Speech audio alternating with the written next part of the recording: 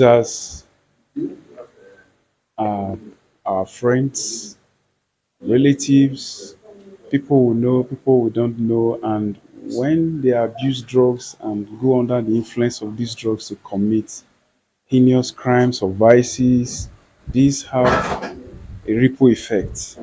It affects us in different ways. I don't think there's any of us who is always happy when we hear that terrorists slaughtered people, kidnappers shot a driver and took away all the passengers. This thing has a way of bringing down our emotions, and so we are not happy about this. As a result of that, we need to find a way out. And some of the way out might not be physically carrying arms like the uniform people, but it could be sensitization, enlightenment, education, and we feel as a body, a non-governmental NGO, we should be part of this movement, using the platform to sensitize individuals, especially the youth, who are the major targets of drug producers that want to make major gains and then ties them to buy these drugs and use them, and eventually they get entangled in this substance use and begins to misbehave. I really want them to value their lives, to value their family, to value their country.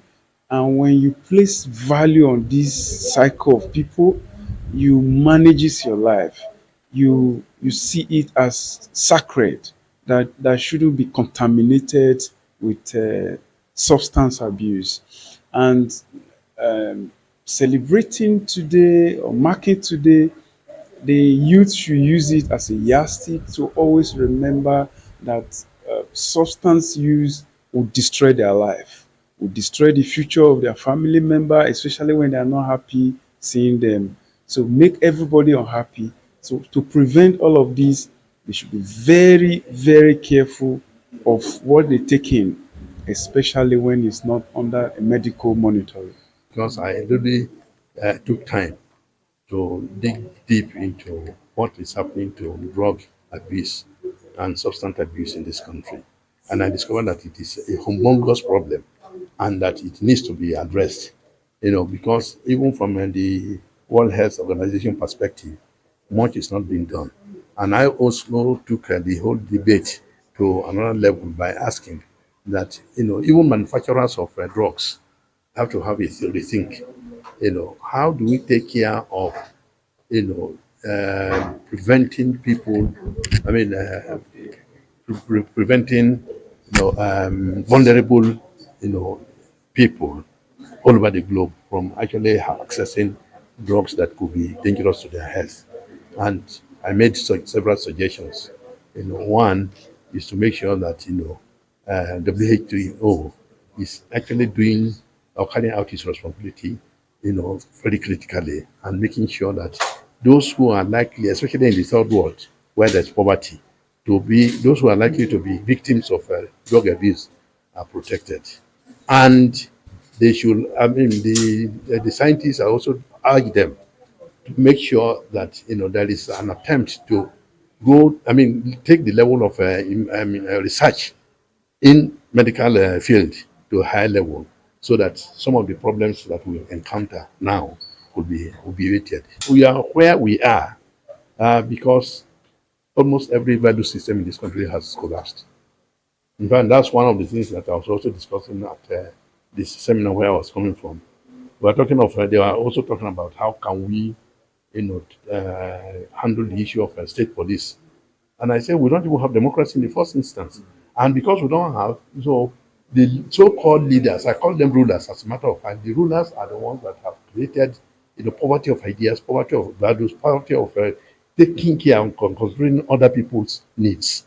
And therefore suggested, I'm also, based on my suggestion in this paper, that, everybody should put on their thinking cap, everybody should be more devoted, and also look at the place of man as the centerpiece of anything, any process. Man has to be protected, from the dangers of, substance and access to substance drugs.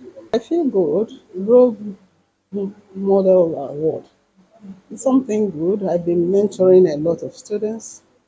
For God to recognize it and give me this award, I give Him all the glory. I thank the people who gave me the award. I appreciate it. I'm happy. Oh, I will dedicate it to young people. I love young people, and I've been doing a lot of counseling of young people. So I dedicate the award to all young people who are struggling with substance use. We are making a good move. I've shown that at least there's 20 to 60% of improvement when you do preventive measures. Yeah. But we still have a lot of work to do because the problem is like a canker worm. It's so global, and some forces are against our coping mechanisms. No matter how hard you try, so many factors are working against eradicating the world of all substance use disorder. The team of the United Nations Office on Drugs and Crime says the evidence are clear.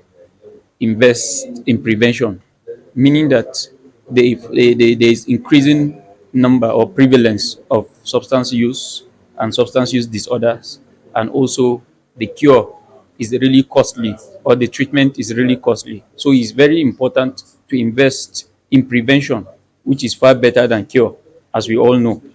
So that's what I will have to say to especially young people that are coming up, that it is easy to start, but very, very difficult to stop. Thank you for watching BMC TV. Please watch, like, and subscribe to our YouTube channel.